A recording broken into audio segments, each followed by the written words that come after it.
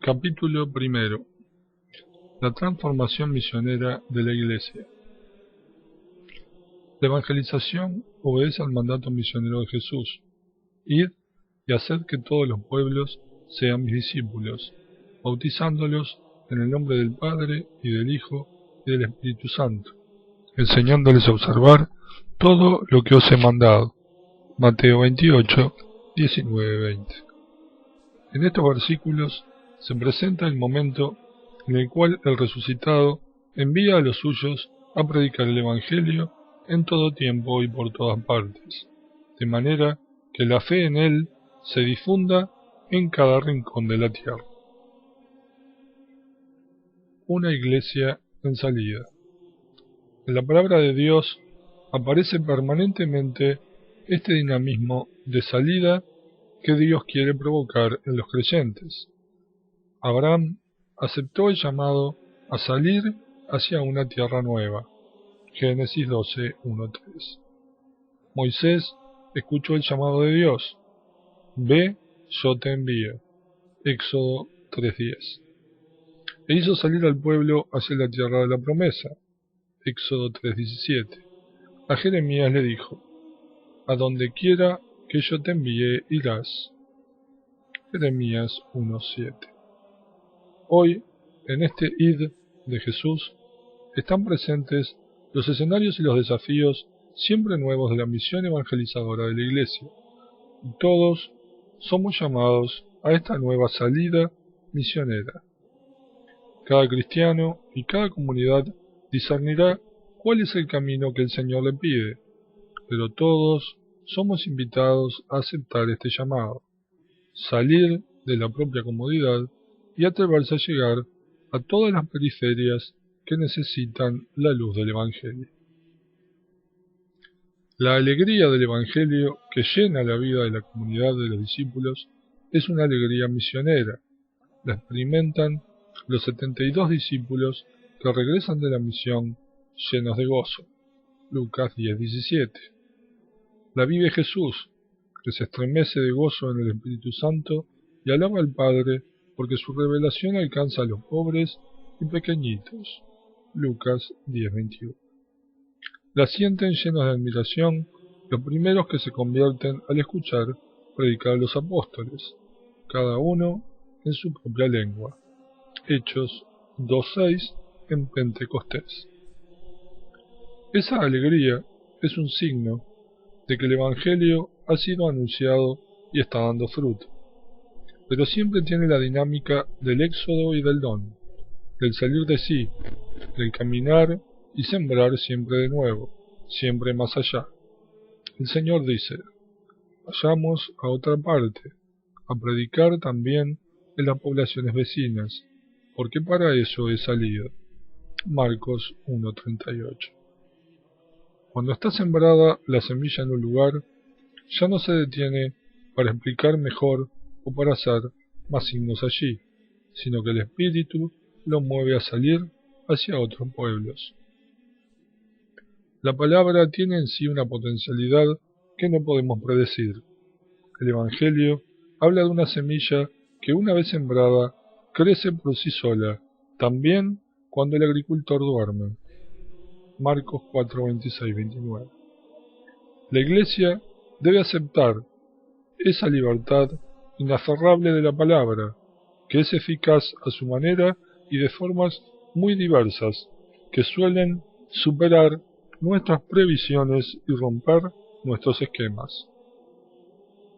La intimidad de la Iglesia con Jesús es una intimidad itinerante, y la comunión esencialmente se configura como comunión misionera. Fiel al modelo del Maestro, es vital que hoy la Iglesia salga a anunciar el Evangelio a todos, en todos los lugares, en todas las ocasiones, sin demoras, sin asco y sin miedo. La alegría del Evangelio es para todo el pueblo, no puede excluir a nadie. Así se lo anuncia el ángel a los pastores de Belén: no temáis, porque os traigo una buena noticia, una gran alegría para todo el pueblo. Lucas 2:10.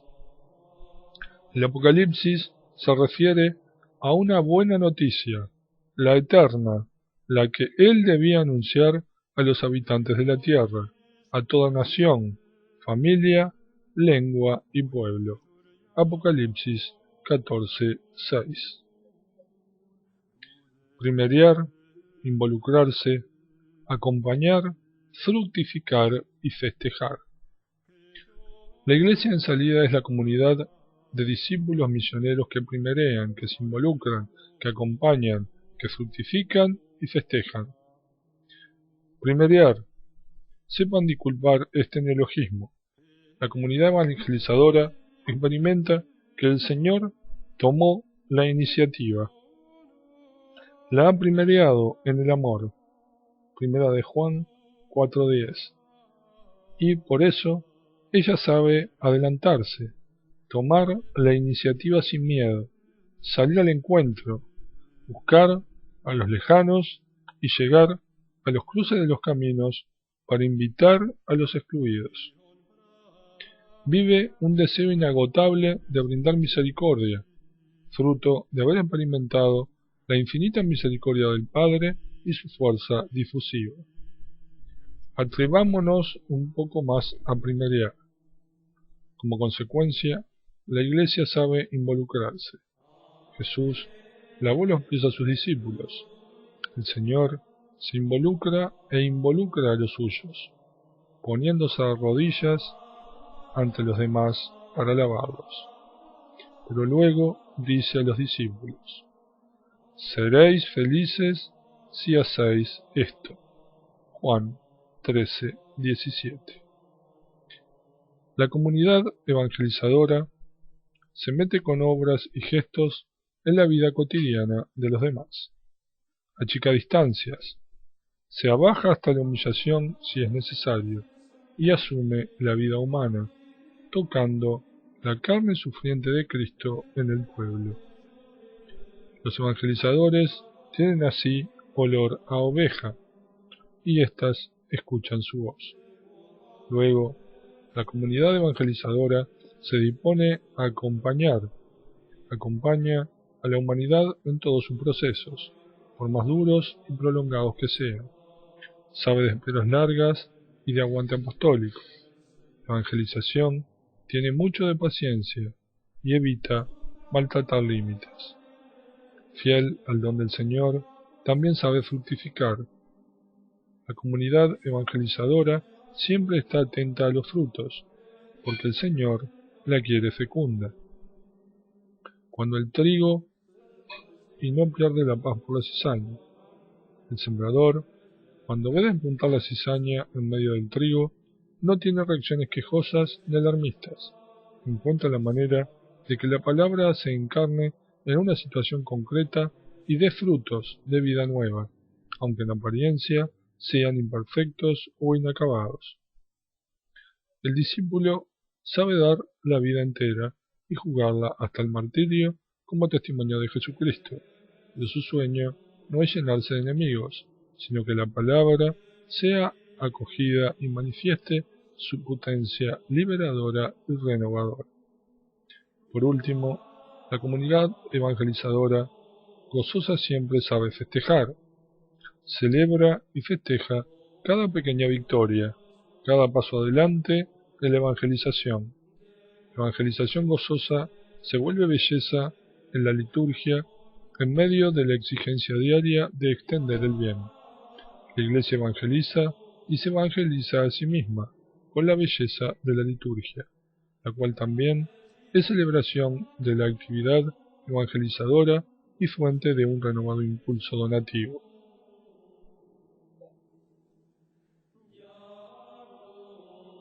2. Pastoral en conversión. No ignoro que hoy los documentos no despiertan el mismo interés que en otras épocas, y son rápidamente olvidados. No obstante, destaco que lo que trataré de expresar aquí tiene un sentido programático y consecuencias importantes. Espero que todas las comunidades procuren poner los medios necesarios para avanzar en el camino de una conversión pastoral y misionera que no puede dejar las cosas como están. Ya no nos sirve una simple administración. Constituyámonos en todas las regiones de la tierra en un estado permanente de misión. Pablo VI invitó a ampliar el llamado a la renovación, para expresar con fuerza que no se dirige solo a los individuos aislados, sino a la Iglesia entera. Recordemos este memorable texto que no ha perdido su fuerza interpelante. La Iglesia debe profundizar en la conciencia de sí misma, debe meditar sobre el misterio que le es propio. De esta iluminada y operante conciencia brota un espontáneo deseo de comparar la imagen ideal de la Iglesia, tal como Cristo la vio, la quiso y la amó como esposa suya santa e inmaculada, Efesios 5:27, y al rostro real que hoy la Iglesia presenta. Brota, por lo tanto, un anhelo generoso y casi impaciente de renovación, es decir, de enmienda de los defectos que denuncia y refleja la conciencia, a modo de examen interior, frente al espejo del modelo que Cristo nos dejó de sí. El Concilio Vaticano II presentó la conversión eclesial como la apertura a una permanente reforma de sí por fidelidad a Jesucristo. Toda la renovación de la Iglesia consiste esencialmente en el aumento de la fidelidad a su vocación. Cristo llama a la Iglesia peregrinante hacia una perenne reforma, de la que la Iglesia misma, en cuanto institución humana y terrena, tiene siempre necesidad. Hay estructuras eclesiales que pueden llegar a condicionar un dinamismo evangelizador. Igualmente las buenas estructuras sirven cuando hay una vida que las anima, las sostiene y las juzga. Sin vida nueva y auténtico espíritu evangélico, sin fidelidad de la Iglesia a la propia vocación, cualquier estructura nueva se corrompe en poco tiempo. Una impostergable renovación eclesial. Sueño con una opción misionera capaz de transformarlo todo, para que las costumbres, los estilos, los horarios, el lenguaje y toda estructura eclesial se convierta en un cauce adecuado para la evangelización del mundo actual más que para la autopreservación. La reforma de estructuras que exige la conversión pastoral solo puede entenderse en este sentido, procurar que todas ellas se vuelvan más misioneras, que la pastoral ordinaria en todas sus instancias sea más expansiva y abierta, que coloque a los agentes pastorales en constante actitud de salida y favorezca así la respuesta positiva de todos aquellos a quienes Jesús convoca a su amistad. Como decía Juan Pablo II a los obispos de Oceanía, toda renovación en el seno de la Iglesia debe tender a la misión como objetivo para no caer presa de una especie de introversión eclesial. La parroquia no es una estructura caduca, precisamente porque tiene una gran plasticidad. Puede tomar formas muy diversas que requieren la docilidad y la creatividad misionera del pastor y de la comunidad. Aunque ciertamente no es la única institución evangelizadora, si es capaz de reformarse y adaptarse continuamente, seguirá siendo la misma Iglesia que vive entre las casas de sus hijos y de sus hijas. Esto supone que realmente esté en contacto con los hogares y con la vida del pueblo, y no se convierta en una prolija estructura separada de la gente o en un grupo de selectos que se miran a sí mismos. La parroquia es presencia eclesial en el territorio, ámbito de la escucha de la palabra, del crecimiento de la vida cristiana, del diálogo, del anuncio, de la caridad generosa, de la adoración y la celebración. A través de todas sus actividades, la parroquia alienta y forma a sus miembros para que sean agentes de evangelización. Es comunidad de comunidades, santuario donde los sedientos van a beber para seguir caminando, y centro de constante envío misionero. Pero tenemos que reconocer que el llamado a la revisión y renovación de las parroquias todavía no ha dado suficientes frutos en orden a que estén todavía más cerca de la gente, que sean ámbitos de viva comunión y participación y se orienten completamente a la misión. Las demás instituciones eclesiales, comunidades de base y pequeñas comunidades, movimientos y otras formas de asociación son una riqueza de la Iglesia que el Espíritu suscita para evangelizar todos los ambientes y sectores. Muchas veces aportan un nuevo fervor evangelizador y una capacidad de diálogo con el mundo que renuevan a la Iglesia. Pero es muy sano que no pierdan el contacto con esa realidad tan rica de la parroquia del lugar y que se integren gustosamente en la pastoral orgánica de la Iglesia particular. Esta integración evitará que se queden solo con una parte del Evangelio y de la Iglesia, o que se conviertan en nómadas sin raíces. Cada iglesia particular, porción de la Iglesia Católica bajo la guía de su obispo, también está llamada a la conversión misionera. Ella es el sujeto primario de la evangelización, ya que es la manifestación concreta de la única iglesia en un lugar del mundo, y en ella verdaderamente está y obra la gracia de la Iglesia de Cristo, que es una, santa, católica y apostólica. Es la Iglesia encarnada en un espacio determinado, provista de todos los medios de salvación dados por Cristo, pero con un rostro local. Su alegría de comunicar a Jesucristo se expresa tanto en su preocupación por anunciarlo en otros lugares más necesitados, como en una salida constante hacia las periferias de su propio territorio o hacia los nuevos ámbitos socioculturales. Procura estar siempre allí, donde hace más falta la luz y la vida del resucitado. En orden a que este impulso misionero sea cada vez más intenso, generoso y fecundo, exhorto también a cada iglesia particular a entrar en un proceso decidido de discernimiento, purificación y reforma.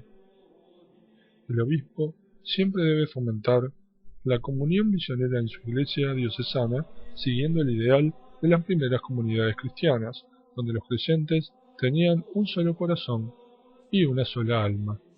Hechos 4:32. Para eso, a veces, estará delante para indicar el camino y cuidar la esperanza del pueblo. Otras veces, estará simplemente en medio de todos, con su cercanía sencilla y misericordiosa.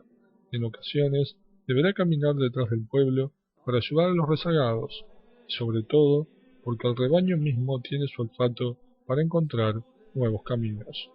En su misión de fomentar una comunión dinámica, abierta y misionera, tendrá que alentar y procurar la maduración de los mecanismos de participación que propone el Código de Derecho Canónico y otras formas de diálogo pastoral, con el deseo de escuchar a todos y no solo a algunos que le acaricien los oídos. Pero el objetivo de estos procesos participativos no será principalmente la organización eclesial, sino el sueño misionero de llegar a todos. Dado que estoy llamado a vivir lo que pido a los demás, también debo pensar en una conversión del papado. Me corresponde, como obispo de Roma, estar abierto a las sugerencias que se orienten en un ejercicio de mi ministerio que lo vuelva más fiel al sentido que Jesucristo quiso darle y a las necesidades actuales de la evangelización. El Papa Juan Pablo II pidió que se le ayudara a encontrar una forma de ejercicio del primado que, sin renunciar de ningún modo a lo esencial de su misión, se abra a una situación nueva. Hemos avanzado poco en ese sentido. También el papado y las estructuras centrales de la Iglesia Universal necesitan escuchar el llamado a una conversión pastoral.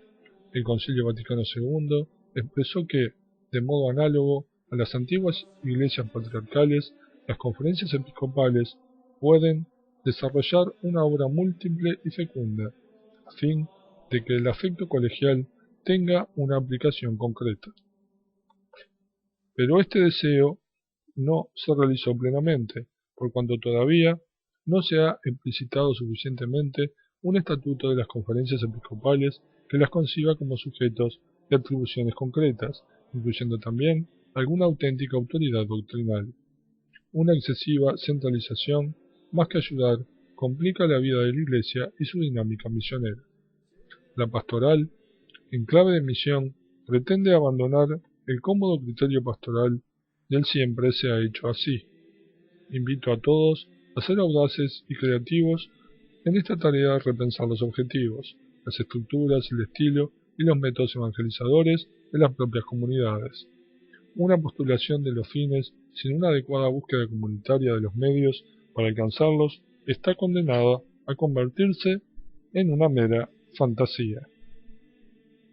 Exhorto a todos a aplicar con generosidad y valentía las orientaciones de este documento, sin previsiones ni miedos. Lo importante es no caminar solos, contar siempre con los hermanos y especialmente con la guía de los obispos, en un sabio y realista discernimiento pastoral. 3. Desde el corazón del Evangelio. Si pretendemos poner todo en clave misionera, esto también vale para el modo de comunicar el mensaje.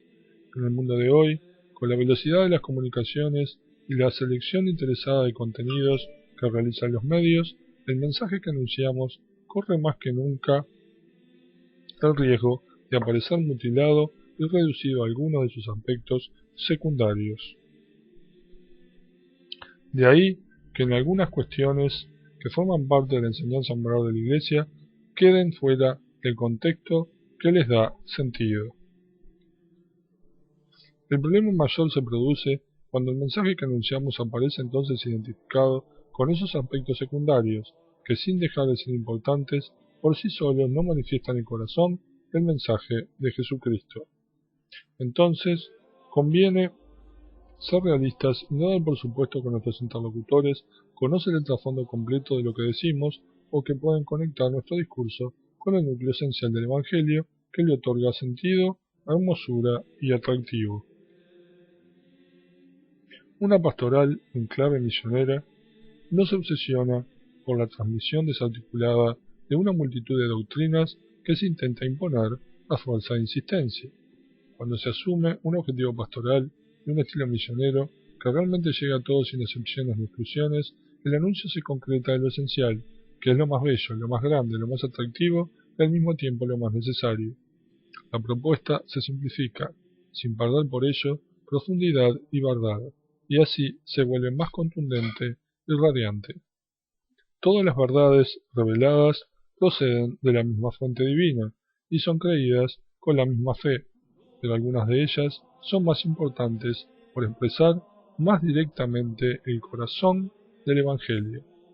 En este núcleo fundamental, lo que resplandece es la belleza del amor salvífico de Dios, manifestado en Jesucristo, muerto y resucitado. En este sentido, el Concilio Vaticano II explicó que hay un orden o jerarquía de las verdades de la doctrina católica, por ser diversa su conexión con el fundamento de la fe cristiana. Esto vale tanto para los dogmas de fe como para el conjunto de las enseñanzas de la Iglesia e incluso para la enseñanza moral. Santo Tomás de Aquino enseñaba que en el mensaje moral de la Iglesia también hay una jerarquía de las virtudes y de los actos que de ellas proceden. Allí lo que cuenta es ante todo la fe que se hace activa por la caridad. Gálatas 5:6. Las obras de amor al prójimo son la manifestación externa más perfecta de la gracia interior del Espíritu. La principalidad de la ley nueva está en la gracia del Espíritu Santo, que se manifiesta en la fe que obra por amor. Por ello implica que, en cuanto al obrar exterior, la misericordia es la mayor de todas las virtudes. En sí misma, la misericordia es la más grande de las virtudes, ya que a ella pertenece volcarse en otros y, más aún, socorrer sus deficiencias. Esto es peculiar del superior y por eso se tiene como propio de Dios tener misericordia, en la cual resplandece su omnipotencia de modo máximo. Es importante sacar las consecuencias pastorales de la enseñanza conciliar, que recoge una antigua convicción de la Iglesia.